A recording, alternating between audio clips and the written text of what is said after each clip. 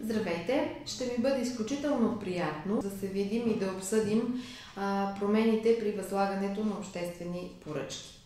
И възложители и участници, независимо какъв е статута на всеки един от лицата, задължително трябва да прилагат Закона за обществените поръчки, който е факт и е в сила от 1 юли, а една част от него от 1 октомври 2014 година.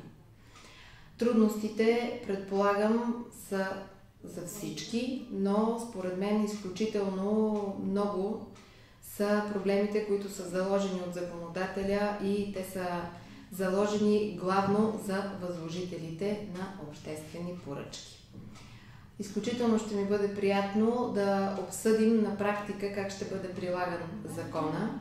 Още повече, че законодателят не е помислил и не е налице правилник за прилагане на Закона за обществените поръчки. А без правилника за прилагане на Закона за обществените поръчки, работата на възложителите ще бъде изключително и е изключително затруднена. Ще можем да обсъдим всички проблеми, изключително практически ще бъде насочен семинара. Очакваме ви, надявам се, че ще ни уважите с вашето присъствие.